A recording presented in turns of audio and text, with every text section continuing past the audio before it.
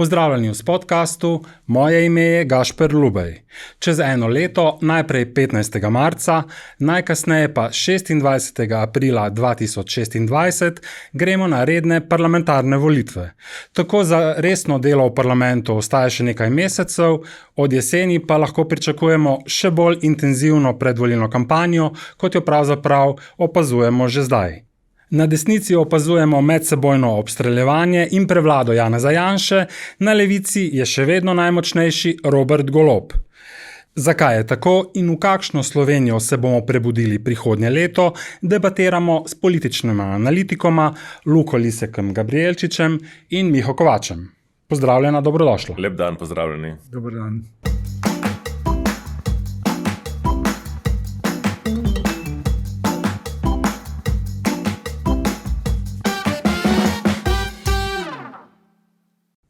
Spoštovana gosta, imata nekaj skupnih točk, recimo Janeza Janšo. Po drugi strani nekako izhajata iz različnih tradicij. Vi ste se enkrat kot se pravi konservativni intelektualec označili. Tako me je označila Mladina, ne? Mladine pa ni treba verjeti vse 100%. Ampak ne bi protestiral proti tem. Ne bi bil protestiral proti tem oznaki. Verjamem pa je dosti ljudi v Sloveniji, ki bi protestirali. Tako da.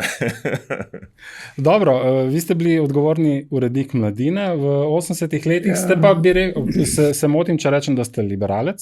Takrat v starih časih sem dobil od vseh hudbe eno oznako, da sem pripadnik ultraleve meščanske desnice. In to je zame največji političen kompliment, kar sem jih kdajkoli dobil. Tako da s tem se z veseljem identificiram. Ultraleva meščanska desnica, krasno. To je bil ta besednjak takrat v 80-ih nekako, ne? Ja, tudi z tega zornega kota ni čudno, da je šel prejšnji sistem v franže, ker očitno niso razumeli, kaj se dogaja okrog njih in so potem te floskule delili, ne glede na to, da so bile popolnoma protislovne. Skratka, pomeni, da smo jih dobro zmedli v tistih časih. Vidva sta 2 desetletji razlike, kar se tiče starosti. Vi ste rojeni leta 1980, to je leto, ko je umrl tovariš Tito. Mi smo Titova djeca, ja. Ja, kako bi v bistvu, imate kako je v vaši družini bilo to razmišljanje takrat v tistih časih? Imate kakšne spomine na svoje ta otroška leta? Jaz imam sicer zelo, kako bi rekel, stare spomine, se pravi, že ko sem bil star 3, 4, 5 let, zelo bistre, jasne spomine na otroštvo, ampak političnih spominov ne. Moj prvi politični spomin se pravi, ko se spomnim nekega dogodka, ki bi izhajal zunaj družine in v javnem prostoru, ki prihajajo recimo iz televizije, k nam, se pravi, od nekega zunanjega sveta v družino, je pravzaprav se tiče zunanje politike in je padec Ceausescuja. In se spomnim zelo plastično, da sem to gledal pri Noni, kot rečemo na Primorskem. Prekinili so neko oddajo, mislim, na italijanski televiziji in poročili o tem. In res sem takrat prvi slišal za Romunijo, za Ceausescu. In potem je ona nekako, kako bi rekel, razlagala, zakaj gre, da to je bil pač nek samodržec, diktator, ki je preprečeval ljudem, da bi zapustili državo, ki je zatiral ljudi, ki tudi, spomnim se, da takrat so bile neke zelo popularne, takrat, če se spomnite, ta Zecchino d'Oro so v Italiji imeli ta program, kjer so otroci tako iz Italije, kot iz celega sveta pravzaprav prišli na ta pevski dogodek in odpeli. In tam je bil nek škandal, da pač neka romunska deklica ni mogla priti na ta dogodek, ker ji režim ni dovolil. To sem jaz takrat slišal, no. In potem, ko me je prišel oče iskat in so se vozila domov, sem jaz povedal vse, kar sem slišal bolj zgoraj dopoldne iz televizije in od None. On ni vedel za to, da je padel Ceausescu. In potem sem ga jaz razsvetlil glede tega in rekel, ampak v bistvu Ceausescu je bil velik prijatelj Tita. In jaz se spomnim tistega dogodka, ne vem, če se moj oče tega spomni, verjetno ne, ampak zame je bilo to na nek način, taj se je nekaj podrlo v meni, ker seveda, zdaj od Tita smo pa slišali v vrtcu, takrat in v prvih letih osnovne šole, samo dobro, In kar naenkrat se je tukaj v bistvu, ko bi rekel, odprlo, neka razpoka, da v bistvu ta naracija, ki smo jo slišali v šoli, ni enaka naracija kot v družini, in da obstaja neka razpoka tukaj. Če ne pa je v bistvu družinska zgodovina moja tipična primorska, se skajam iz tipične primorske antifašistične družine, ne, ker sta bila starša, za razliko od njunih staršev, se nista hotela včlaniti v partijo, in se pravi, je bila ta razpoka, če bila generacijska, prej na ravni generacije mojih staršev in njihovih staršev. Tam je bilo mnogo teh razprav, ker je bila pač ta baby boomer generacija mnogo bolj kritična do sistema kot generacija njihovih staršev, ki so pravzaprav iskali partizanske tradicije in tako dalje. Ne. Gospod Kovač, jaz sem pred novembra lani gledal intervju, ki ste ga imeli na televiziji Slovenija, intervju. Vi pravzaprav ste se nekoliko umaknili iz teh komentatorskih vod. Hvala, da ste prišli danes. Sam bi pa citiral en delček tega intervjuja, ki je zelo zanimiv, ne, v tem kontekstu. Imam hčer, ki je zelo javno angažirana, tako sem bil prvo polovico svoje kariere sin svojega očeta. Zdaj sem oče svoje hčere in se mi je zdelo, da je bolje, da pustim mlajšemu članu družine, da se ob teh političnih stvarih več javno izpostavlja, jaz pa se malo omaknem nazaj. Govorite o vašem očetu, uredniku, pomembnemu medijskemu delavcu, tudi funkcionarju prejšnjega sistema, ne, in Niki Kovač, ki je seveda zelo izpostavljena politično. No, kako je ta vaša politična zgodovina recimo vas oblikovala? Zdaj sem se spomnil na svojo prvo izkušnjo s Titom, ki me je nekako prepričala, da sem postal tak blagi nezavedni titoist. Namreč, ko sem bil star, mislim, da 11 let, me je oče vzel, takrat sta Tito pa Haile Selassie prišla v Ljubljano na Brnik.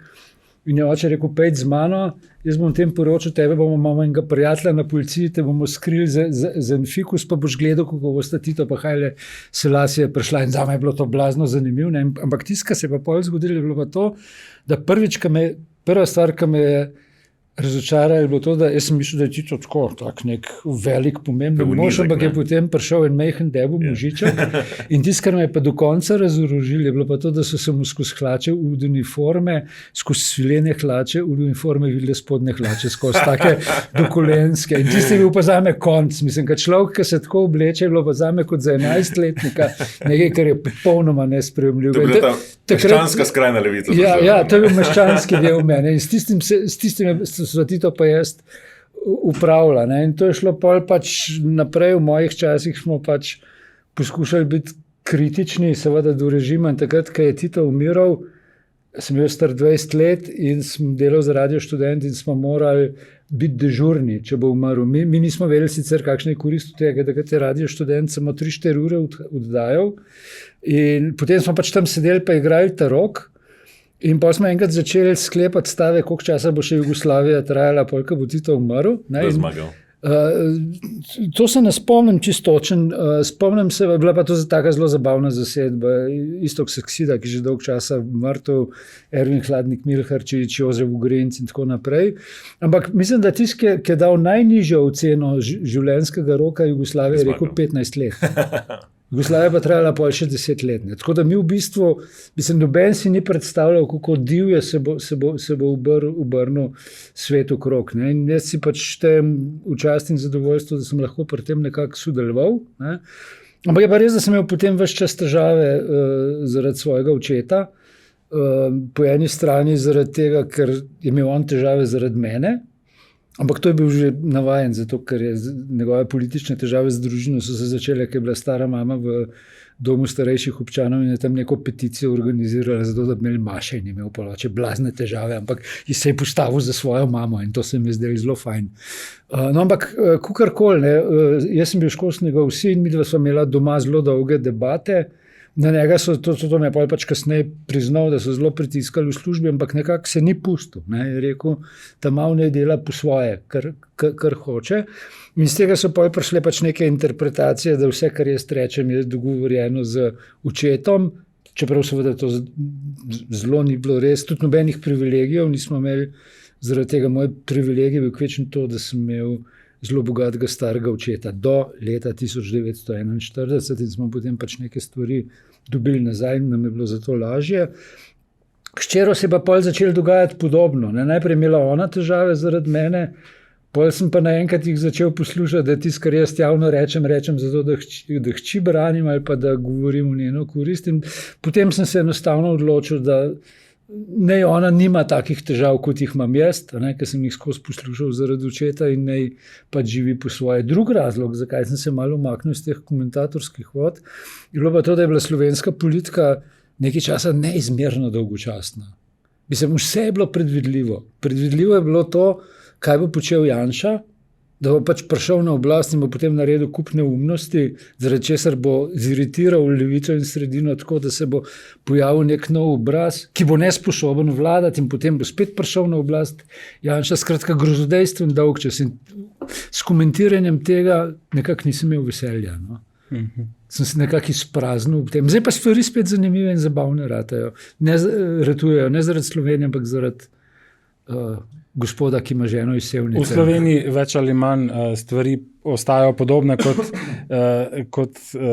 kot ste rekli tudi v intervjuju za TV Slovenija. Ne? Vi ste večinoma živite v Budimpešti, kaj ne? Se pravi na Central European University. Bili ste pa nekoč član SDS-a. Illo tempore, ne? Se pravi, ja, nekaj časa nazaj. Ja. In tudi, nekoč pravim, ja. In tudi mestni svetnik v času, ko je bil tam Robert Golob. Tako, ja. Se pravi, verjetno ta politična izkušnja tudi pomaga pri analizi. Absolutno. Kako vidite recimo Roberta Goloba v primerjavi s tistim, ki ste ga gledali v občinskem svetu Nova Gorica? Kakšen človek je on? Torej Robert, ko sem jaz postal mestni svetnik, je bil Robert Golob, mislim, da že 4 leta mestni svetnik, ko je prvič kandidiral za svojo samostojno listo, da je bil največ preferenčnih glasov. In je bil je, mislim, da prvi mandat v opoziciji, to je 20 let nazaj, ne? Ampak prvi mandat v opoziciji, potem pa član te Arčonove ekipe, zdaj je obratno, zdaj je Arčon njegov član Golobove ekipe, ne, se pravi, to je neka povezava, ki izhaja že iz novogoriške lokalne politike. In je bil zelo popularen lokalni politik, ker se je kot lev boril za lokalni interes. In ta, bi rekel, fragment tega, da vi razumete, kaj je bil Robert Golob v lokalnem okolju, je tisti meme, ne? Tisti znan posnetek, ki je zaslovel tik pred Covidom na YouTubeu, ki je nek zelo jezen gospod iz Kromberka, ki tam, bi rekel, preklinja pristno Goriško, ne, zaradi nekih tovornjakov. Žal je ta gospod že pokojen danes. In na koncu tega posnetka se pojavi Robert Golob kot predsednik krajevne skupnosti Kromberk in na ta v bistvu tak zelo lokalpatriotski populizem reče, ja, če nam ne bo država pomagala, bomo pa sami premaknili bomo sami postavili te znake, ki preprečujejo kamionom, da prihajajo na to lokalno moč. Se pravi, je bil nek človek, ki je znal tako kot veste, če ste gledali tisto ameriško serijo Hiša iz kart, ne, zlasti ta prva sezona, ne, House of Cards, kjer je ta zelo pomemben ameriški politik, ki potem postane podpredsednik z izjemno neskrupuloznimi potezami, ne, ampak je vendarle vedno vezan tudi na svoje lokalno območje. Ne, in mu ni za malo se zaveda, da je pomembno iti tudi za neke domnevne banalnosti nazaj v svoje okolje in tam razreševati neke banalnosti. In tak je bil tudi tisti Robert Golob, ki sem ga jaz poznal. Človek, ki je znal z izjemno trmo in tudi discipliniranostjo se ukvarjati z nekimi zelo, zelo banalnimi lokalnimi zadevami, ampak je nedvomno izmed vseh svetnikov ima tudi najširši pregled nad situacijo. Ampak tudi seveda potem vse te negativne karakterne lastnosti, ki jih vidimo. Se pravi, ta njegova merkurska narava, ta njegova retorična samovšečnost, ta njegova izrazita kratkoročen način razmišljanja, ta njegova izjemna sposobnost pragmatično adaptacije, ne? Ampak vedno samo 1-2 koraka naprej, ne? Kar se tiče javne politike. Kar se tiče njegovega osebnega življenja, njegovih ekonomskih interesov, tam je verjetno bolj strateško. Ne? Zdaj, mislim, da je Robert Golob človek, ki ga je zaradi teh njegovih bolj problematičnih karakternih napak, pa njegovega recimo nekoliko lokalpatriotskega kolorja, ne, kot bi rekli pri nas, zelo enostavno podcenjevati. Ne? In mislim, da so mnogi njegovi nasprotniki ga podcenjevali in ga še danes podcenjujejo. Jaz mislim pa, da je to nek politik, ki ga ne velja podcenjevati. In to še vedno vztraja pri tem. Če govorite o Robertu Golobu, potem na drugi strani Janez Janša velja bolj za stratega. Hkrati pa se zdi, da je sam sebi največji sovražnik. Zdaj, tudi tokrat imamo to situacijo vodi v javnomnenjskih raziskavah, to seveda pa po drugi strani še ni zagotovilo, da bo v primeru zmage še četrtič predsednik vlade. Kaj je ta glavni problem, da tako rečem, Janeza Janše? Se strinjate s tem, da v bistvu sam sebi morda najbolj škodi? Ja, torej... On pač enostavno nima tega potenciala v sebi, da bi bil državnik. On je pač sposoben voditi eno sekto, v kateri deluje kot eno vrste napol božanstvo, ampak iz te sekte pač izpadajo vsi ljudje, ki so sposobni kanček samostojnega mišljenja, ki mu mogoče kdaj v čem nasprotujejo. Skratka, ni sposobnega normalnega vodenja, ne? Ker takrat, ko vodiš nek pogon, moraš biti sposoben slišati različne glasove, moraš vedeti, s kakšnimi ljudmi se obdaš in z več kimavci, kot se obdaš, to je zelo enostavno pravilo, ne? Več zgubljaš stika z realnostjo in težje potem potegneš stvari naprej. In tako da enkrat davno, 100 let nazaj, je Mile Šetinc, mislim, da uporabil eno metaforo za Janšo, ne? On je tako kot tisti škorpion, ki se usede na žabo, pa prav pelme čez vodo, ne? Pa prav žaba je pa me po špiču, ne?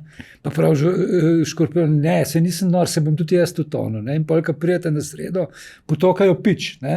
In pol prav žaba, pa zakaj si to naredil, pa prav škorpion, zato ker sem tak, ne morem si pomagati. In Janša ima isti problem, ne? On v bistvu razsuje vsako koalicijsko sodelovanje in njegov edini način je to, da pride na oblast, je to, da v bistvu tisto, kar njega drži po koncu kot politika, je to, da takrat, in to je pač problem leve sredine, tako kot je Trump zame v Ameriki problem demokratov, ne pa republikancev, tisto, kar se zgodi, razlog, zakaj on pride na oblast, je to, da ker levo sredinsko telo ne gre voliti. Ker jim je narodno zaradi napak, ki jih delajo ljudje, ki so jih izvolili, in potem se masa te Janševe sekte tako poveča zaradi manjšega števila volivcev, da on pač zmaga. Ampak tisto, česar pa on, kot rečeno, nima, ne, je pa to, da bi bil sposoben neke kompromisne sredinske politike, s katero bi potegnil za sabo tudi en del levo-sredinskih volivcev, takih, ki imajo ali pa imamo tega menjavanja obrazov in gledanja podobnih napak vsake 4 leta že malo dovolj. Po drugi strani imamo Roberta Goloba, ki je fantastično odpeljal predvolilno kampanjo leta 2022. Če pogledamo, zajel je od levice, potem recimo anti-covid aktivistov, liberalcev, ne, videli smo, kakšen je bil rezultat, 41 poslancev. Pri zelo visoki volilni udeležbi. Pri odlični volilni udeležbi, ki je bila zelo nekaj, kar je bilo ena od bolj pozitivnih stvari prejšnjih volitev. Potem je bil še jeseni tega istega leta trojni referendum, ponovna zmaga, ne, vladne koalicije in ogromna večina, skratka, človek bi pričakoval v letu 2024, leto reform, sprememb, ogromna podpora v zadaj, ampak šlo je samo še navzdol, kar se tiče, ni bilo efektivnega vladanja, sprejemanja zakonov. Zakaj? Zato, ker je ta koalicija, ki zdaj je prišla na oblast, pravzaprav samo z enim programom, in to je bil program proti prejšnji vladi. Ne? Se pravi, to je bil referendum proti vladi Janeza Janše, v kateri so se ljudje množično udeležili in tudi zelo jasno postavili svojo oceno. Ne? To je bila negativna ocena vlade Janeza Janše, ki se je potem potrdila še zlasti na referendumu, ker ne smemo pozabiti, ker je na tem trojnem referendumu je potem bil zakon o RTV, je zakon RTV Sloveniji bil še podprt s še večjo večino kot vsi ostali, zavrnjen, referendum je bil zavrnjen za še večjo večino kot vsi ostali predlogi opozicije. Ljudje so zelo jasno povedali, da si ne želijo prejšnje vlade. Na temu pa ni bilo nobenega realističnega pozitivnega programa, zato ker je pač ta stranka in to gibanje nastala ad hoc. Medtem ko tiste, ki pa niso nastali ad hoc, SD in Levica, so pa v bistvu volitve na bistvu bile poražene, ne? Da o starih strankah bivšega KUL-a, o katerih sploh ne razmišljamo več, niti ne govorimo. Ne? Torej, ne smemo pozabiti, da je bila na tistih volitvah 2022 poražena dotedanja volilna koalicija, še bolj pa je bila poražena dotedanja opozicija. Ne? In kar je prišlo na oblast, je bilo izrazito negativno. Ne? In potem je sledila tista improvizacija, ki jo pravzaprav vidimo že vnaprej. In kar se tiče programskih, zakonskih vidikov, je bila značilna tudi za Janševo vlado. Janševa vlada, zadnja, tretja Janševa vlada, pa še prej druga, ne, je prišla na oblast, imela zelo jasne načrte, kako se bo lotila kadrovskih vprašanj, kako se bo lotila ideoloških vprašanj, kako se bo lotila nastavljanja svojih ljudi. Ampak kaj je ostalo od tretje Janševe vlade v zakonskem vidiku? Tako rekoč nič. Ne? Seveda, ker je imela zelo majhno večino, oziroma pravzaprav na koncu sploh ni imela več večine. Toliko bolj žalostno je, da tokrat, ko smo imeli neko res veliko hegemonično stranko, ki bi lahko speljala skozi neke reforme, jih ni, ker ni bila oblikovana na tej podlagi. Ne? Ker ni bila oblikovana na podlagi politika, ampak na podlagi improvizacij. Še nekaj bi povedal. Če bi bila prišla na volitve z nekim bolj jasno izdelanim programom, bi se gotovo slabše odrezala. Ker ko ti sestaviš program, moraš, dobro, program je vedno nekako v oblakih, ne? Ampak vendarle se nekam moraš postaviti, za neke stvari se moraš zavzeti, ne? In potem pridobiš del volivcev, zgubiš del volivcev. Ne? In to je težko. Ne? Zakaj to delati, če ni potreba? Ne? Zakaj je to treba, če pa ti lahko daš en lep slogan, ki je svoboda, ne? Ki naglasuje tako tiste, ki so bile kritični zaradi, bi rekel, posega prejšnje vlade, Janševe vlade v državne podsisteme, kot na tiste, ki so to vlado kritizirali zaradi njenih ukrepov proti COVID-u. Ne? Daš neke take lepe slogane, ki jih je mogoče interpretirati na katerikoli način. In to je najbolj enostavno. Ne? In če je tako enostavno, kdo bo delal teže, če je bolj uspešno delati enostavno? Ne? Tako je. Če sam še to, ko smo že pri diagnozi, ne, po drugi strani vendarle vidimo, da zdaj nekako, ko se izteka mandat, da vse hitreje poskuša ta vlada vendarle nekaj pokazati. Se pravi, imamo to plačno reformo, to je vendarle treba na nek način... Imamo davek na nepremičnine. Ki še ni sprejet, ampak plačna reforma je pod streho, to je bil velik projekt, ogromno volilno telo je tudi v zadej, poskušajo zdaj neki zdravstvom in tako naprej. Če gremo glede diagnoze? Ne, jaz sem se to še k temu hodil dodati, kar je kolega Luka prej omenjal. Ne. Ena taka lepa napaka, taka tipično Janševa napaka je referendum o vodah. Ne. Zdaj, če malo poznaš narav in čudi Slovencev, razumeš, da se ne bojo mogli strinjati s tem, da nekdo privatizira morsko obalo, pa rečno obalo, pa jezersko obalo. To je nekaj, kar je naša skupna dobrina in skupna vrednota. Ne? In ven iz tega je potem prišel referendum, ki je pripeljal na volišča milijon ljudi. In tega noben PR-ovski genij ne bi mogel narediti, če ljudje res ne bi bili besni zaradi tega, kar je počel. In če tega ne bi naredil, bi bila Janševa politika bistveno bolj stabilna.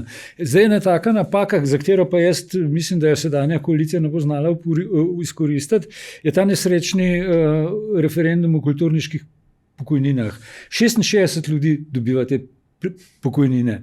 Po tem zakonu, ki ne bi bil zdaj sprejet, bojo odločanje o tem, kdo si zasluži to pokojnino, totalno decentralizirali, ker bo v bistvu odvisno od nagrad. Ne? Prešernova za življenjsko delo je avtomatika, pa rabaš pa še Prešernovo za dosežke, pa še eno drugo od 10 slovenskih nagrad. In v teh nagradah ne odloča politika, ampak komisija, ki so zelo različne. Ne? Tako da v bistvu zaradi tega, ker država decentralizira odločanje o tem, prepusti stroki odločanje o tem, kdo bo dobil pokojnino, in po nobeni logiki ne moreš dobiti več kot 3-4 take upokojence na leto, grejo delati za referendum in grejo z kanoni proti vsej kulturni srednji. In če bi eden znal to izkoristiti, je Janša izgubljen na volitvah. Še nekaj bi tukaj dodal.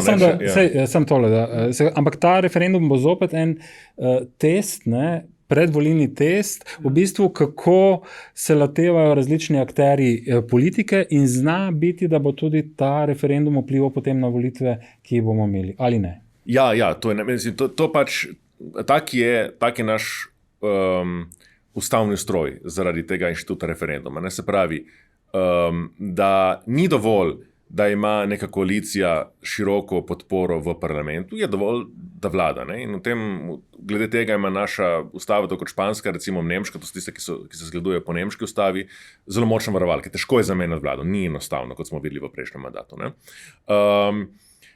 Ampak, da bi spravila skozi neko zakonodajni program, more v vsakem trenutku imeti neko močno socialno podporo volivcev za sabo. Ker če ima proti sebi močno socialno med volivci opozicijo, lahko vsi njeni, tako rekoč razen pač teh davčnih reform in tako dalje, vsi njeni projekti padejo na referendumu. Ne? No in kakšen bo ta referendum? Kaj jaz se strinjam, da je to zelo slabo izbrana tema.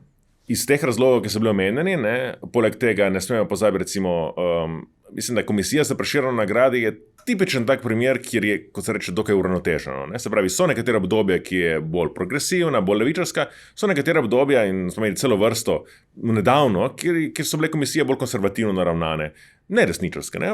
Čisto, ampak so pač dali nekim ljudem, ki imajo bolj te konservativne senzibilnosti ali pa desno-liberalne in tako dalje. To smo videli. Ne? Vse to drži in še to bi rekel, ne? Ker ljudje so na to vlado nezadovoljni.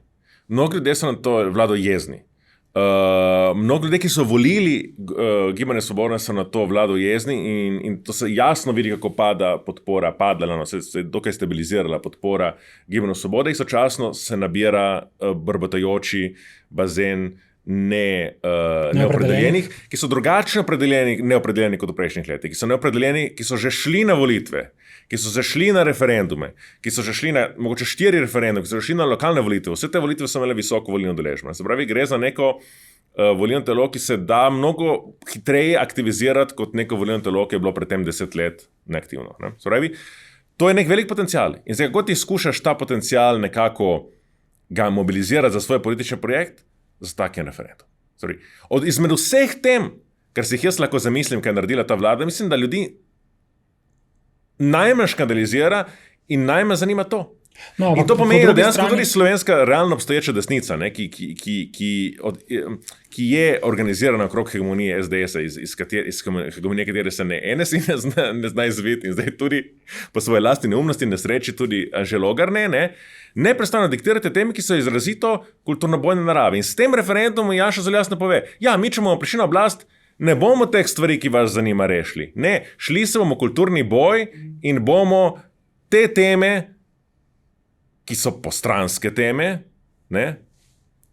jih politizirali na tak toksičen način. Ne? No, ampak po drugi strani... To je že program. Ne? Ja, zdaj, ali bo znala sedanja levosredinska opozicija to izkoristiti? Jaz mislim, da ne. Jaz mislim, da je tukaj ona še bolj nerodna kot opozicija sama in to je tudi namen tega. Ne? To je tudi namen tega referenduma. Ampak... Je pa nevarno, seveda, kot vemo, slovenski referendumi zdaj že 15 let so taki, da moraš tudi ti dovolj ljudi privabiti na to. In vprašanje, če bo opozicija uspela privabiti dovolj ljudi, da bo ta zakon padel, jaz mislim, da to nikakor ni vnaprej določeno. Ni, ampak je pa seveda najbolj pomembno simbolno sporočilo takega referenduma, ker če pa referendum uspe, se pravi, da zakon pade, potem je pa ta simbolična zmaga nekaj mesecev pred volitvami za Janeza Janšo, kar ni izključeno. Ja, ampak je spet to taka umazana zmaga, da se da to potem tudi seveda izkoristiti v predvolilnem boju. Ampak tisto, kar mene pa skrbi pri tej ekipi, ki je v sedanji koaliciji, 3 stvari me skrbijo. Ne? Ena je ta, da so v bistvu zelo javnomnenjsko in medijsko nespretni. Tudi tam, kjer se jim, tako kot bi po kmečki rekli, kjer se jim opozicija na cirkularko usede, jo ne znajo zakurbljati pol. In puščajo, da stvari tečejo v neproduktivne smeri. Druga stvar, ki je po moje pri tej koaliciji in tak, vsaj pa enem delu ljudi izrazit problem je to, da je, če sem zelo banalen pa direktno, zelo narodno je, če greš v politiko zato, da rešuješ krizo srednjih let.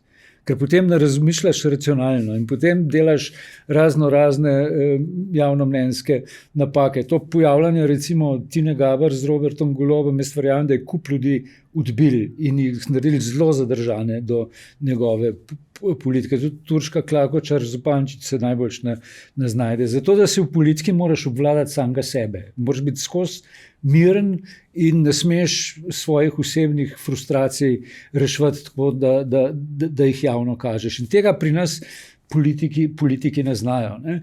Problem številka 3 pa po moje ta, da se je svet podaril. In zdaj je eno tako zelo pomembno filozofsko vprašanje, ki ga nekateri že kar nekaj časa diskutirajo, je, ali Zahod še obstaja. In tukaj jaz mislim, da se bližamo v eno tako podobno situacijo, kot smo bili konec 80-ih let, ko se je svet začel podirati. In to je bila v bistvu edina situacija, ki si rabil v politiki ljudi z vizijo, ki so približno razumeli širšo sliko, in ki so razumeli, recimo, da se svet podira in ki so znali razmišljati, kaj to za Slovenijo pomeni in so z tega potem delali tudi neko politiko. Ne. Pol pride Janez Drnovšek, ne, in v koncu 90-ih reče, tisti, ki imajo vizijo, je dobro, če pogledajo, če imajo zdravstveno kartico veljavno, ker rabijo psihiatrični pregled. Ne. In to je takrat absolutno veljalo, to je bilo legitimno. Takrat je bilo pač treba kup pragmatičnih problemov rešiti, ker smo vse globalne slovenske probleme rešili. Šli smo v NATO, šli smo v EU in to je izgledalo stabilno. Zdaj pa te stabilnosti ni več in mi ne vemo, kaj bo. In to se mi zdi relativno značilno. Hočem reči, tega v tem ne znajo razmišljati. Janez Janša je mogoče edini, ki javno razmišlja o teh stvareh, ampak po mojem pameti vleče zelo napačne zaključke. Drugi v sedanji koaliciji pa te dimenzije sploh ne vidijo in ne razumejo. Se mi zdi precej usklajeno z neko slovensko mentaliteto, neke domačijskosti. Ne? Recimo, kaj smo poslušali pred Evropskim vrhom v Bruslu, ko sta dajala izjave, recimo Matjaž Han, socialdemokrati in iz Levice smo tudi poslušali, ne? Ja, počakajmo, kaj se bodo zmenili v Bruslju, pa se bomo potem nekako oblikovali svoje mnenje. Kot da Bruselj neka odtojena realnost 500 km stran, ne pa v bistvu Evropska unija, kot bi jo morali mi sooblikovati kot sicer majhna država, vendar pomembna. Poglejmo Luksemburg. Ja, pred 3 leti, takrat, ko je Rusija naredila to veliko invazijo na Ukrajino, vojna je predtem trajala že od 2014 dalje, se je marsikomu zrušil svet. Se pravi, je bila neka globok razpoka in ta razpoka je v glavnem zazevila levo od sredine. Bolj dosti pri nas ljudi na levici, ki niso verjeli do zadnjega trenutka, da bo tega prišlo in so potem potrebovali nekaj časa, da so se prilagodili tej nove realnosti. Nekateri so zanihali, so se odmaknili od svojih stališč, ki so bili bolj spravljiva do Putina in so potem zanihali nazaj, nekateri so ostali tam, kjer so zanihali. Zdaj, ko vidimo, kaj pomeni Trumpov drugi mandat, in ko so se potrdile analize nekaterih, ki na to opozarjamo, pa že 6 let, da bo drugi Trumpov mandat, če bo do njega prišel, izgledal tako in ne tako kot prvi. Vidimo neko podobno razpoko na desnici. Zdaj se je odprla, mi smo imeli do sedaj neko neobičajno, pa zelo bizarno dihotomijo. Na eni strani smo imeli desnico, ki je bila v glavnem pro-trumpovska, z izjemami. Preko proksijev. Zlasti preko proksijev. Dajte to povedati za naše gledalce. Ja, preko Orbana. In pro-ukrajinska. In tukaj noter je bila neka trenje, ki je zdaj eksplodiralo, ki zdaj ni več zelo enostavno uskladiti. In na drugi strani smo imeli neko levico, ki je bila razklana, glede tega vprašanja, ampak del te levice je bilo antitrampovsko in bomo rekli anti-ukrajinsko, da povemo stvari kot so, ali kako jih jaz vidim. In zdaj se na obeh straneh ustvarjala neka velika zmeda. In ta zmeda se je zdaj odseva po celotni slovenski politiki. In bomo še videli, kako se bodo različni ljudje pozicionirali. Recimo, kar jaz vidim, se je tukaj odprla neka vsakdo desno od sredine. A pa vsakdo, ki je recimo volil za Roberta Goloba, pa zdaj razočaran nad njim, ne zato, ker ni dovolj levičarski, ampak zato, ker je to nesposobna vlada, ker se ni izkazala kot dober menedžer javnih zadev in tako dalje. In tisti, ki so recimo na desno-sredinski in kritični do radikalizma, se jim je odprla neka velika niša zdaj. Mislim, meni se zdi jasno, da je Janez Janša narobe zakalkuliral to stanje, ker ti ne moreš biti odločno radikalno pro-ukrajinski in istočasno pro-trumpovski. Se ti je odprl sedel si na dveh stolih in zdaj je vsak potegnil ta stol v svojo stran, in si padel po tleh na rit. In tukaj se je odprla niša za eno, bi rekel, pro-evropsko desno-sredinsko stranko, ker vidimo, da biti pro Trump je biti tudi proti Evropi. Ampak je bo to kdo izkoristil? To pa jaz ne vem. Zdaj smo malo gremo na ravn šloganja, ker je sicer bolj starim gospem romskega rodu prepuščati, ampak vseeno, mislim, tole je izjemno zanimiva situacija, ker namreč jaz si lahko predstavljam do neke mere, da recimo Janša obrne konje in začne postajati pro-trumpovski z delno rezervo do Ukrajine. To si čisto lahko predstavljam. To je zelo verjetno. Ja, bomo imeli pa potem še en večji problem. Kaj bo naredil, če bo, tako kot zdaj kaže, Trump demoliral svetovno gospodarstvo, če bo pripeljal, mislim, Trump je mojster, on je sprl Američane in Kanadčane, ker se je na prvi pogled zdaj nemogoče, ampak zdaj, grozijo, da bojo nehali elektriko dobavljati, na hokejskih tekmah žvižgajo, kot da bi bili na Balkanu. Liberalna stranka, ki se je zdela popolnoma na poti poraze, zdaj znova. In to s kandidatom, ki je za moje pamet precejšen bizgec, mislim, popolnoma neprimeren za tako situacijo. Ampak to jim je Trump naredil. In zdaj, kako boš podpiral nekoga, ki je po eni strani očitno povzroča precejšno, dajte gledati indekse na borzah, kako padajo.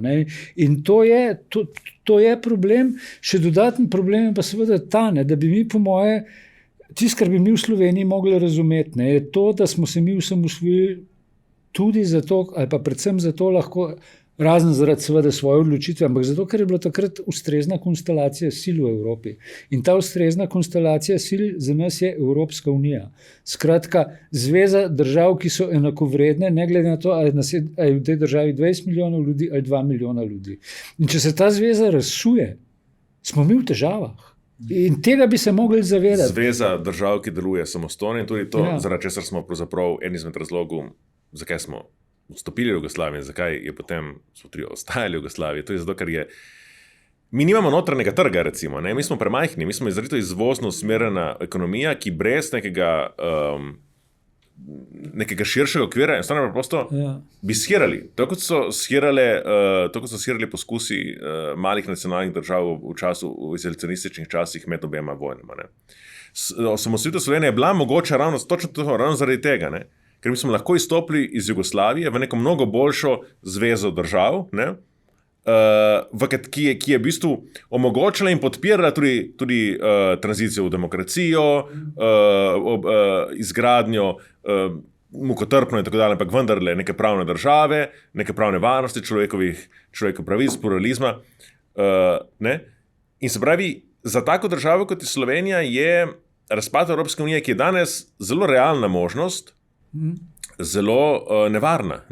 Predvsem pa ne glede na to, kako se bodo končale te Trumpove carinske vojne, ker lahko se bodo končale tudi tako, da bodo potem iz Ottawe in iz drugih držav začeli hoditi ponižno v Washington in sprejemati zase neugodne pogoje. Tudi to je možno, sicer ni zelo verjetno. Ampak tudi v tem primeru bo jasno, da pač Trump misli, ne misli resno z ničemer, ampak je resno treba vzeti ta njegov slogan America First. Tukaj gre, ne glede na kako se bo to obrnilo, gre za neko političen projekt, ki je izrazito nacionalističen, ki je izrazito usmerjen na ameriški unilateralizem in se zanima, po mojem, da se zelo slabo, ampak se zanima v glavnem za ameriške interese. Kako lahko ti, če se ti postaviš v ideološko službo takega politika, v bistvu ipso facto izdaješ svoje lastne nacionalne interese. Je pa treba povedati, take ljudi smo v slovenski zgodovini že ampak je treba povedati, se imamo tudi ljudi, ki se na nek način prodajajo v Moskvi, moramo reči. Ampak je pa treba povedati, ko je ta bomba se zgodila v Washingtonu, ko je prišel Zelenskih k Trumpu, je bil Janšev komentar, poglejte, gotovo ne je bila neka ekvidistanca. On je rekel, poglejte, kako se Kitajci in Indijci, mislim, da smejijo, verjetno jim. Skratka, je bomo še vzpostavil videli, neko- kam se bo to Tle je obrnilo. več zelo zanimivih možnih razpletov. Ne. En razplet je tudi ta, da glede na to, da tako kot zdaj kaže, se Trump izrazito povezuje z Moskvo, ne, zato ker jim grejo Kitajci na živce. In mi gre, če bi bil jaz Putin, bi se bistveno bolj kot Ukrajina bral tega, kaj mi Kitajska dela v Ja. Sibiriji, ker je tisto bistveno bolj nevarno. Ampak to pol naenkrat vzpostavlja neko novo čudno povezavo med Evropo pa Kitajsko, ker je Seveda. pač sovražnik mojega sovražnika silom prilik moj prijatelj. Tako da tukaj se lahko ene zelo zanimive stvari začnejo dogajati v prihodnjih mesecih in letih, ki bojo morda ukrepile Evropo. Drug možen scenarij, ne, je pa ta, ki pol na nek način dela Jugoslavijo razumljivo. Ker če si predstavljamo recimo Melonijo v Italiji, ne, da se radikalizira, ne, in začne potem, ja, mi smo fojbe, Istra je naša, Primorska Ona je se je naša. med evropskimi voditelji najbolj na Trumpovo stran ampak postavila. počas. Pol imamo Orbana, ki zelo rad deli okrog zemljevide velike Madžarske. Ne, in dajmo si pol predstavljati, če recimo AfD v Nemčiji, pa nekaj podobnega v Avstriji, in imamo naenkrat streh sosedskih strani blazen pritisk, ki je podoben na Hrvaško in deloma tudi na Srbijo. In jasno dobiš potem to neko ta povezava, balkanska naenkrat postane logična zaradi zunanjih razlogov. Ne? Tako da Jugoslavija, slovenska odločitev za Jugoslavijo je bila racionalna tudi zato, ker takrat ni bilo drugih opcij. Zdaj so pa bile, ne? In te druge opcije so bistveno boljše kot Jugoslavija, in zato je seveda po mojem v našem interesu, da ta zveza preživi. In tega pri nas se mi zdi, da ne razumemo. Če se zdaj počasi vrnemo na to notranjo politično sceno, ampak vendarle, ali lahko Slovenija ostane levo-liberalni otok po naslednjih volitvah? Če zdaj poskušamo malo špekulirati, ne, o tem, kar ste vi govorili, to, kar se dogaja v soseščini in v svetu, zdi se, da imamo na nek način podobno situacijo kot leta 2018, se pravi razglašena levica, kar nekaj strank, zdaj bo očitno sicer nekaj manj, ne, zmaga Janeza Janše, vendar neka šibka vlada levice, ampak je to lahko povedano? Jaz sem recimo pred temi geopolitičnimi protesti večkrat primerjal z letom 2018, ne, da je bil dokaj verjeten scenarij. Ne, se pravi z SDS-om kot okrepljeno stranko relativne večine, z zelo razdrobljenim političnim prostorom, v katerem se seveda bodo najbolj znašle tiste stranke, ki lahko paktirajo z različnimi silami. In ker bo zelo pomembno, koliko glasov bo točno uspel nabrati Robert Golob. Verjetno ne manj kot takrat Cerar, kaže, da ne manj kot takrat Cerar 2018. Pravi, bo še ostal nek določen politični faktor. To se zdi precej, to se v tem trenutku zdi tako. Vmes se pa je marsikaj spremenilo. Ne. Zdaj, recimo, ne, smo že videli te zadnje ankete. Jaz mislim, da brez nekega razloga ni vlada v zadnjem mesecu naredila nič takega, se meni zdi, da bi moralo okropiti njeno priljubljenost. Da vidimo pa zdaj ankete, ki so bile zdaj, okrepitev vladnih strank in nekolikšno ošibitev SDS-a. Mislim, da že vidimo tukaj, da to, kar se dogaja geopolitično v svetu, vsaj v tej prvi fazi in v nekaterih državah, ošibi tiste stranke, ki veljajo za preveč vezane na Trumpa. Ne? Se pravi, gre na neko reakcijo proti temu. Ne? In mislim, da slovenske, tukaj se popolnoma strinjam, kaj je bilo rečeno prej. Ne? Janez Janša, in to sem večkrat tudi napisal, Janez Janša je edini slovenski politik, ki svojo politiko razmišlja tudi, čigar politika ima tudi neko zunanjo politično komponento. Ne? Zdaj je ta zunanja politična komponenta ga je pripeljala prej v krizo kot kam drugam. Ne? Ampak tudi ostale stranke bodo morale začeti razmišljati na ta način. Ne? In so še zelo, zelo oddaljene od tega. Ne? So še zelo oddaljene. Kot so tiste faze žalovanja. Ne? Mi smo nekje, večina naših političnih elit in strank je tako na začetku fazo šoka. Ne? Nikakor pa se niso sprijaznili z tem novim okvirom, ga niso še niti razumeli in so zato izjemno zbegane. In od tod potem tudi to, kar ste prej vprašali, ta popolnoma neprimerna, popolnoma nezadosten odziv. Ja, bomo videli, kaj bo Brussel rekel. Ne. Ker tukaj zdaj ne gre za pravljice, tukaj gre za to, da bo treba dati za obrambo 3%, tako, recimo teoretično, in da bo treba rezati nekje druge. In to so popolnoma notranje politične teme in bo treba se odločiti, kam in kako. Treba bo najprej tudi zauzeti neko stališče glede tega. Ne? Ja, in jaz, seveda, kot pripadnik recimo ultraleve meščanske desnice, mislim, da nimamo drugega izbora, kot da investiramo več v obrambo. Ker enostavno bo ta svet okrog nas postal bistveno bolj nevaren in zdaj je sploh težko reči, s katere strani bo priletel, ampak lahko prileti in na to moramo biti enostavno pripravljeni in moramo pač biti videti kot država, ki jo ne more vsak z levo roko pohrustati, ker že to predatorje do neke mere odžene. Druga stvar, ki je pa seveda tudi pomembna stališča varnosti, so pa seveda klimatske spremembe. Zdaj, meni se zdi to, zdaj bom rekel nekaj bogokletnega, ampak to slovensko reduciranje emisij, pa tega, da se vozimo s Teslami okrog, kar je zdaj sicer politično nekorektno, to z ničemer ne prispeva k zmanjšanju toplogrednih plinov. Tisto, česar bi se pa mi mogli zavedati, je pa to, da bomo imeli blazne težave klimatske, požari, poplave, vetrovi in na to moramo narediti družbo pripravljeno. In tudi zato je treba investirati v obrambne kapacitete. In tukaj rabimo neko novo strategijo, ki jo zaenkrat še nimamo. In problem je pa seveda po moje tudi v tem, ampak to je že druga zgodba, da je v slovenski politiki zadnjih 20 let izrazito negativna kadrovska selekcija.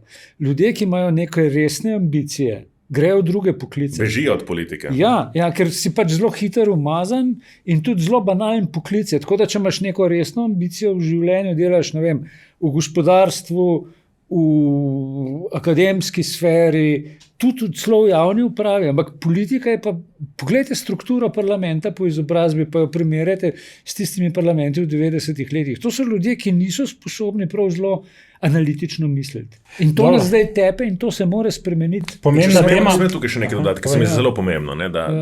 In to je ena izmed velikih izgubljenih priložnosti te vlade. Ker treba je privabiti boljše kadre v politiko, ampak seveda bežijo od politike. Spomnimo se zadnjih 15 letih slovenske politike. To je mesoreznica. To je mesoreznica. Tukaj nihče z nekim spodobnim smislu dostojnosti ne preživi tukaj. In zdaj, neka stranka, to je seveda že Cerar zapravo, ampak za Cerarja smo že od samega začetka vedeli, da je bil popolnoma, nekateri so vedeli, da je bil popolnoma nesposoben kaj takega narediti, ampak Golob bi lahko bil to naredil. Se pravi, ko ti imaš neko stranko, ki ima 40 poslancev, in ko imaš ti tako šibke koalicijske partnerje, ki ima nobene druge izbire, kot da pregrejo tvojo vlado, ko si ti imaš tako močen mandat in ko imaš tudi na nek način na novo narejeno stranko, za kadri, ki ti ki nimaš za starih kadrov, ki zahtevajo usluge za stare politične usluge, imaš ti izjemno možnost, da rečeš, jaz imam tukaj neko zelo veliko politično moč, neko zelo veliko javno podporo, bom jaz izkoristil to, da bom privabil nove ljudi, ampak ne, oprostite mi, Urška Klakočar Zupančič, ampak resnično ljudi z nekim pedigrejem, znanstvenim, strokovnim in tako dalje, jih bom zaščitil politično, ker to lahko naredim, ker v razdrobljeni, fragmentirani koaliciji ne morem, ker tam sem vezan na to, da moram, ta mesto je rezervirano za to koalicijsko stranko in postane to feudalizem, ne strankarski feudalizem. Če imaš pa ti eno močno hegemonično stranko, si lahko privoščiš mnogo več, bi rekel, pod svoje okrilje lahko privabiš mnogo več samostojnih kadrov in to on bi lahko naredil. On bi lahko naredil to, kar so včasih v Italiji govorili governo dei migliori, se pravi vlado najboljših. On bi lahko rekel, pod mojim okriljem bom zaščitil, ne pa bi recimo Mojmira Mraka, povem eno ime nekega zelo sposobnega človeka, ki se noče obremenjevati za politiko in ga lahko povsem razumem. In to je bila velika izgubljena priložnost, da namesto tega smo imeli že spet vladavino mediokritet. Dobro, če gremo naprej, vi ste rekli, da se odpira nek prostor, lahko Anže Logar zapolni ta prostor, lahko on doseže še nekaj velikega. Lahko bi, lik in imidž Anžeta Logarja lahko, oseba Anžeta Logarja ne more. Nekdo kot je Anže Logar bi lahko to naredil, ampak ne ta realni Anže Logar. V teatrskem jeziku bi rekli, da Anže Logar slabo igra vlogo Anžeta Logarja. Tako, ja, točno tako. Ne pravi igralec za to vlogo. Tako, ja. Ampak zakaj, če lahko argumentirate? V bistvu težko reči, ampak se vidi, enostavno je stvar preveč mlačna. Preveč strahu je po eni strani pred Janšo in po drugi strani je tukaj pač neka nesposobnost, da bi zajemal tudi z drugega pola. Ker tisto, kar jaz mislim, da ena od stvari, ki jih je Janša v slovenski medijski in politični podobi skrivil, je to, da je ogromen Slovencev nekako levičarsko nastrojenih. Ampak to za mojo pamet ne drži. Problem je v tem, ker je Janša merilo, kaj je levo. Janša je pa v resnici na skrajni desnici za mojo pamet. Zato moje razumevanje Slovenije, da so tukaj ljudje zelo, kako bi rekel, sredinsko nastrojeni. In tukaj bi nekdo, ki bi znal ta pol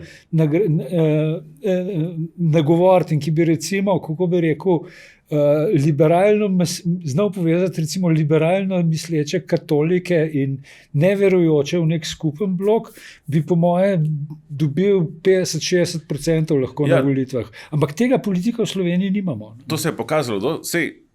Dosti ljudi je zmagalo že volitve na taki platformi, ki so zdaj omenili. So zadnje Robert Golob vse govoril na volitvah malo desno, malo levo. Cerar pred njim. Tudi Šarec je igral na to igro. Ampak vse je bilo zgolj volilna kalkulacija. Če bi nekdo resnično znal nek resen projekt narediti na temu, bi lahko bil uspešen. In Anže Logar se je pokazal kot nekdo, ki je preveč ziheraški, ki ne razume, da ustanoviti neko novo politično gibanje zahteva nekaj janšističnega, je nekaj janšističnega, moraš imeti v sebi, da ti odpreš nek nov prostor z nekom, kako bi rekel, neko odločnostjo in neko, ker sredina je več značen pojem. Sredina lahko pomeni, jaz sem tako, malo tukaj, malo tam, nekje se ne pozicioniram. Lahko pomeni pa nekaj radikalno drugega, da se v bistvu ti pozicioniraš na politični prostor in si odpreš prostor, tako proti desni skrajnosti, kot proti levi skrajnosti. In v bistvu je neka močna pozicija, ker se ti moraš boriti pravzaprav proti dvem skrajnostim. In zato moraš signalizirati neko moč, neko pripravljenost, neko odločenost, ki Anže Logar ni bil pripravljen signalizirati. In poleg tega jaz mislim, da ima on vsaj eno lastnost, ki jo ima skupno z Janezom Janšo, on gotovo ni fanatik, je, kako bi rekel, njegova duša je pragmatična, ampak to, da se pa rad obkroža za kimavci, in da tudi ne zna, kako bi rekel, sestaviti neke ekipe, ki bi bila istočasno koherentna in pluralna, to pa mislim, da se bo tudi kmalu izkazal kot njegov problem. Še ta dodatni problem je, da naredi stranko v resnici garanje, ker tukaj, če hočeš imeti dobro in močno stranko, rabaš krevne odbore, treba z njimi komunicirati, treba je paziti, kdo v njih pride tega pač ni, ampak to je po moje pogoj za to, da neka stranka dolgoročno preživi. Absolutno. In tega pri nas ljudje ne znajo narediti. Še ena zelo pomembna stvar bo ključna pomladi naslednje leto, to je, kaj se bo dogajalo z majhnimi strankami. Se pravi, govorimo o tem parlamentarnem pragu okrog 4%. Videli smo v tem mandatu pravzaprav najmanj strank v parlamentu, tudi zaradi tega, ker je recimo stranka Alenka Bratušek bila pod pragom, pa potem je bil Šarec. Se pravi, ogromno na nek način izgubljenih glasov, kar je povečalo moč večjih strank. Kaj z levico? Ali je ogrožena, kar se tiče vstopa v parlament? Ja, jaz se bojim, da je. Tale razhod, vprašanje, kako bo znal ta razhod z Miho Kordišem izkoristiti, ampak dejstvo seveda je, da se levica nekako pomika bolj proti sredini, kar samo po sebi ni nujno slabo, razen če ni tam prevelika gneča. Zdaj, tisto, kar jaz moram reči še to, meni je v resnici fajn, da ima malo strank v parlamentu, zato ker je tehnika vladanja boljša. Tako da, če bi jaz odločil, bi ta prak mogoče še za kakšen procent višji nastavil. Ampak tisto, kar mene skrbi, saj zdaj, ko gledam tisto, kar je zadaj za levico, so pa zame stranke, ki so popolnoma nepredvidljive in tudi tvegane. Recimo Resnica, to je tak tipičen primer, jaz to razumem kot izrazito prorusko stranko in to je stranka, antisistemsko, tudi. Ja, to je stranka, ki se futra s teorijami zarote in to je popolnoma iracionalna zadeva. Tudi dopiratom kot človek, ki spoštuje avtorske pravice, precejšnje zadržke. Tako da tukaj nimamo neke dosti velike perspektive. Ne. V tem kontekstu seveda bi zelo rad videl spet levico v parlamentu. Vse določene stvari so tudi čisto v redu naredili. Ne. Mislim, jaz sem pač malo bolj podrobno zadnjih 20 let spremljam Ministrstvo za kulturo, ki je marginalno in nepomembno, ampak to, kar so zdaj tam delali, je bilo boljš kot večina tistega, kar je bilo doslej, ker je bila pač neka ideja in spet vizija zadnji, kaj narediti. Ne. Naredili so pa seveda kup napak drugih, recimo to tisto štempljanjem, to je, mislim, za mojo liberalno dušo je to sramota in totalno neproduktivno. Tako da se nekako, se mi zdi, da se niso znajdli. In skratka, preveč je v tej njihovi ultralevi drži, preveč meščanske desnice, da bi bilo lahko to produktivno. No, ampak na nek način je ta usoda manjših strank morda tudi pod vendarle do mandata Janeza Janše, recimo, če gre v treh kolonah, Janša, Logar in potem, če uspe na nek način povežimo Slovenijo projekt, ne, to pomeni, da je tukaj lahko nekje do 45% pridajo. Ja, gotovo se je on tudi zelo jasno povedal to, ne, v svojem govoru v Laškem, ne, je pač povlekel ven iz omare to staro idejo Druge republike in takrat se imenovala 50+, ne, kot strategija, kako doseči to Drugo republiko, zdaj se imenuje koalicija razuma. Ne. Se pravi, on je toliko razumen, da ve, da SDS ne bo mogla priti nikamor v bližino, tam, kjer je zdaj Svoboda, ne, se pravi, niti oddaleč ne v bližino neke močne relativne večine, kaj šele absolutne večine. In zato potrebuje koalicijske partnerje. In je še začel, kako bi rekel, govoriti o tem in tudi nastavljati zelo jasna programska sodišča, kaj bi morala ta koalicija delati. Ne?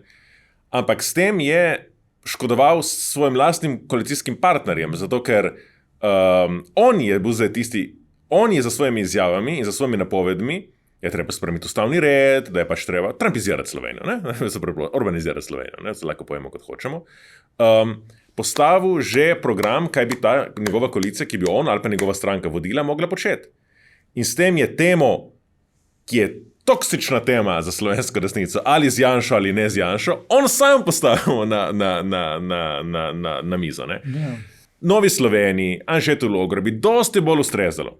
In tudi slovenskim volivcem bi dosti bolj ustrezalo, če bi se kampanja odvila okrog davčne politike sedanje vlade, davka o nepremičninah, štempljanja, vprašanje energetike, vprašanje zdravstvenega sistema, ali pa samo enega izmed teh vprašanj. Če bi vsaj enega izmed tega dobro rešili, bi še šli naprej. V trenutku, ko bo vprašanje glede tega, ali hočete Janšo in nočete Janšo, ali hočete urbanizacijo Slovenije ali ne, so v obupnem položaju in sam Janša jih je postavil v ta položaj. Ne? Zdaj, on sam, se pravi, postavlja že podlage za to koalicijo razume, kot jo namenjujo, in istočasno sabotira njeno možno realizacijo. Ker to bo glavna tema na veliko veselje sedanjih koalicijskih strank. Bi se dali pa stvari tudi drugače artikulirati, ne? Ker recimo to vprašanje energetike v bistvu zelo sovpada z zelenim prehodom, ne? Ker tisto, kar se je zdaj izkazalo, je to, da je eden največjih problemov, tisto, kar je Evropa, pa predvsem Nemčija počela, ne? Je to, da so poceni kupovali energente v eni avtoritarni državi dobro izvažali, v drugo avtoritarno državo, pa Ameriko so imeli za varnost. In to na dolgi rok ne more funkcionirati. Ne? Tako da tisto, kar je tle, in to je malo tudi povezano z temi avtarkičnimi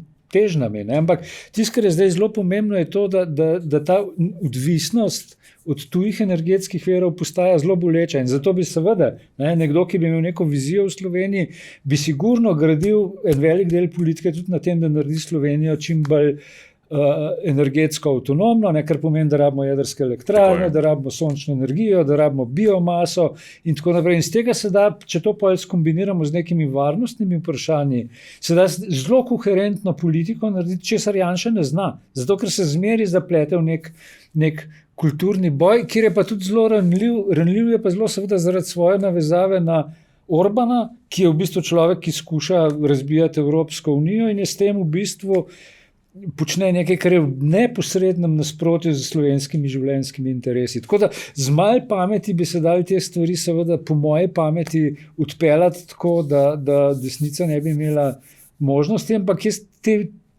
teh sposobnosti na levici ne vidim. No. In tudi na sredini ne. To je podobno kot v Ameriki, kjer so demokrati ustvarili tako politično konstelacijo sil, da bi lahko kamelo premagala tudi opica ali pa fikus. Dobro. Spoštovana gosta, tukaj bomo postavili piko. Spoštovani, hvala za pozornost. Kmalu se spet gledamo in poslušamo v podcastu.